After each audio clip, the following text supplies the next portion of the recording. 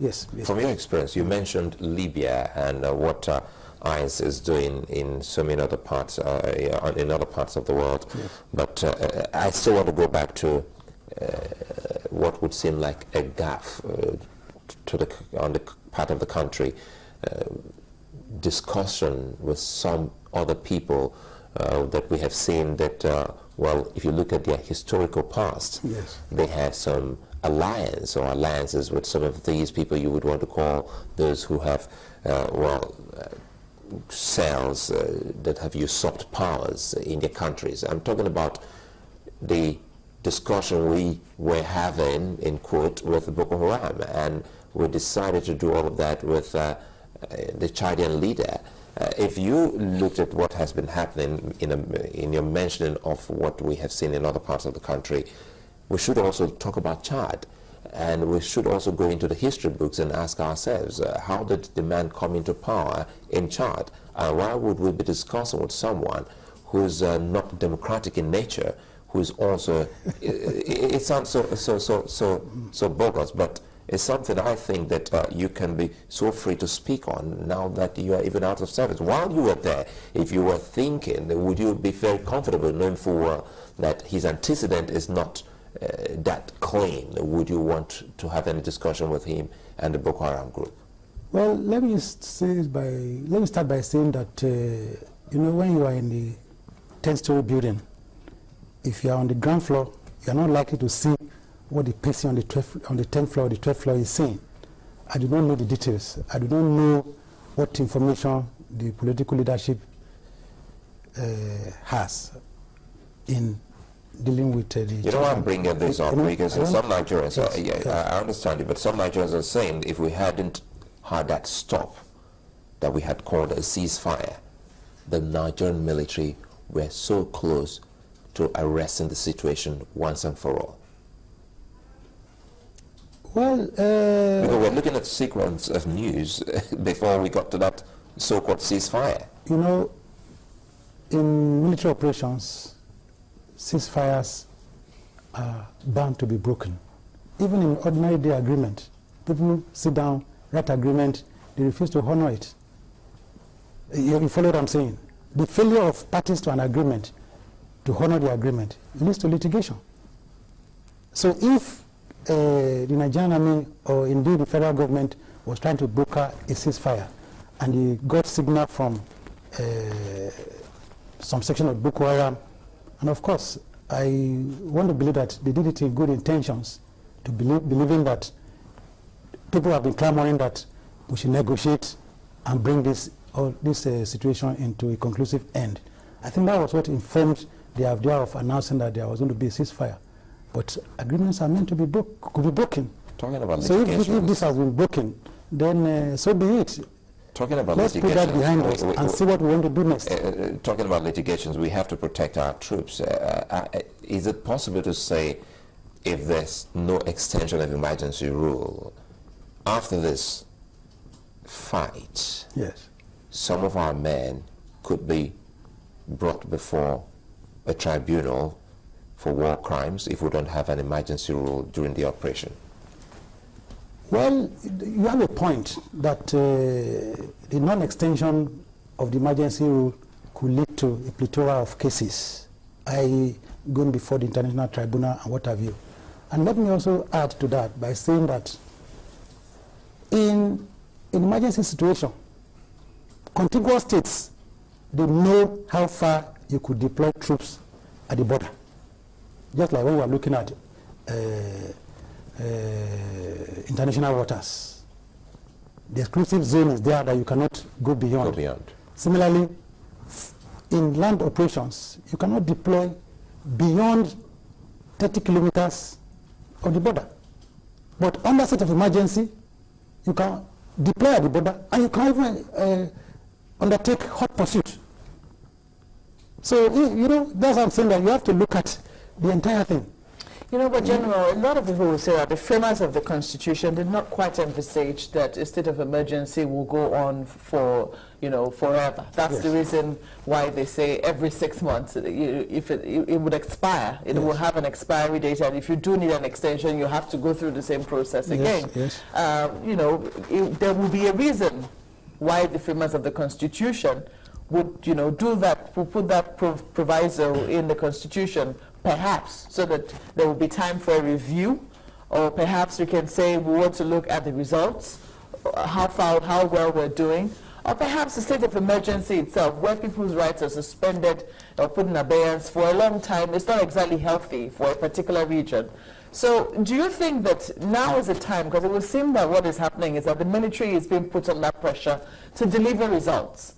The people who are complaining against, extending the state of emergency claim that they are not seeing the results. That if they have been taking Panadol or a certain medication for a long time and it's not working, then perhaps it's time for them to review the strategy being employed here.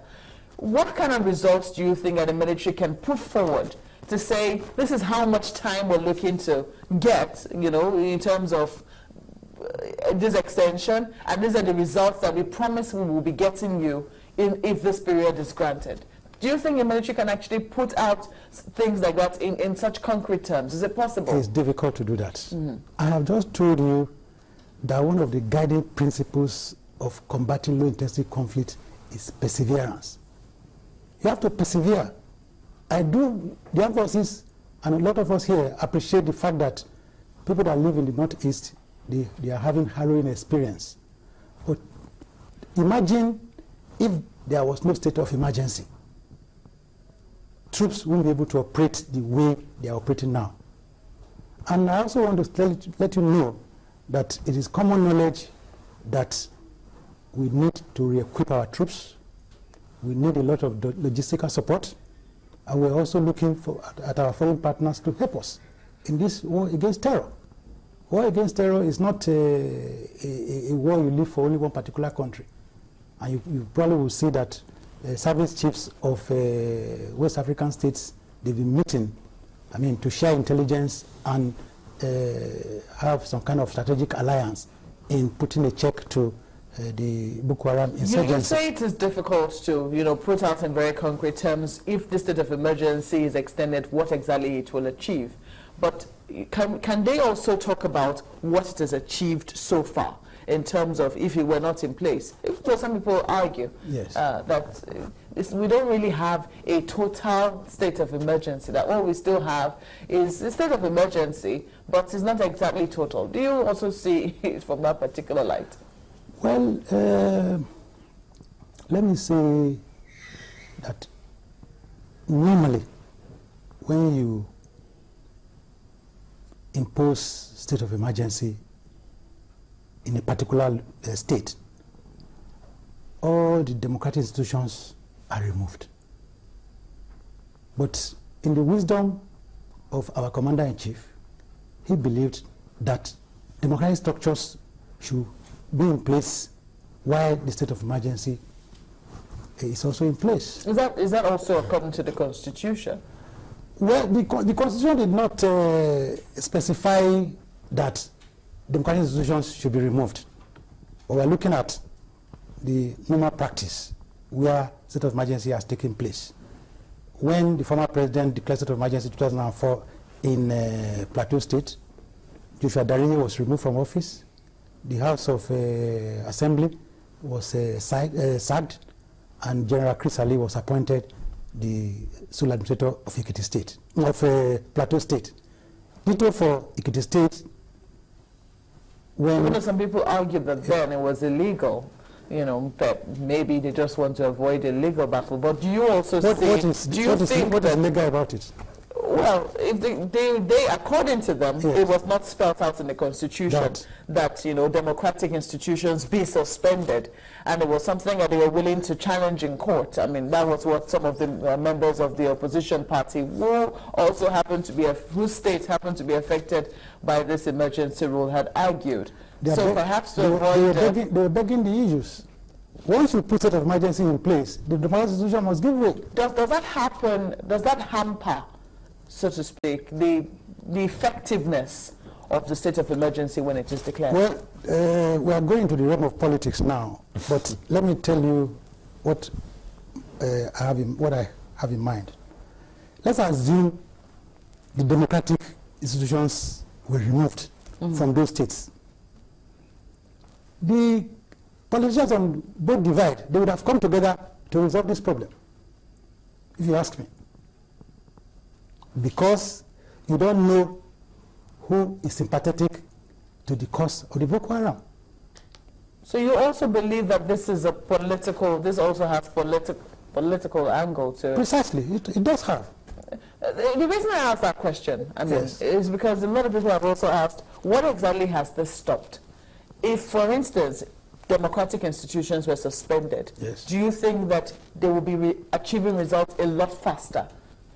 Well, your guess is as good as mine. I don't have a guess, General. Well, I have said to you that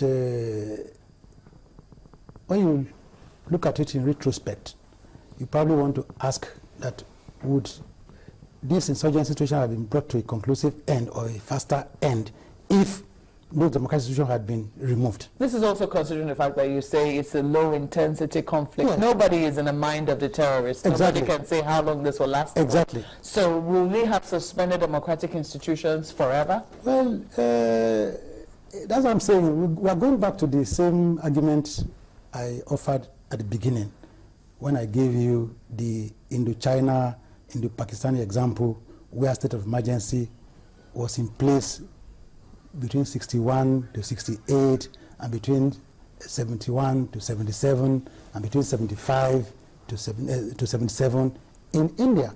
We've had this thing for only 18 months. We need to persevere. If the situation abates, everybody will know. You saw what happened just yesterday when female bombers did what it did. Well, I think you've said that much, but before we go quickly, being a lawyer, what's your feeling about the handling of cases involving terrorists or terror cases? Just as the judge said yesterday, well, they struck out that of Oguchi for lack of diligent prosecution by the police. Yes. Well, as a former director of Army Legal Services and as a senior military officer in the Nigerian Military Police, we know the challenge of successful prosecution lies with detailed investigation. Once a case is badly investigated, then the end result is very clear. So I think those who are saddled with the responsibility of investigating terror cases must painstakingly investigate the terror suspects and tie all the loose ends before charging them to court. Even in some cases, after the police officer has compiled his case file, before you charge the person to court, the file is sent to the Director of Public Prosecution to go through it and tell you if there is a prima facie case has been established before you now charge and send people to court. But it's quite unfortunate that people are given assignments and they don't do it diligently. I would like to thank you very much, Major General Muyiwa Badewole. He's retired. He's former Director of Army Legal Services, former Registrar, MDA, former Commandant, Nigerian Army School of Military Police, Zaria, and he's currently Managing Partner, Badewole and Co. Thank you so very much. And I'm hoping that the police will do a whole lot, because questions coming for the police. Well, were you done with your investigations before you moved to the court? Did you declare him wanted, or was it by the DSS? And when Interpol brought him in, why didn't you leave him with the DSS to go ahead, since they already have done their own investigation? These are things that the police must answer the nation. Well, Sarah Zilla takes a moment now and we'll return shortly.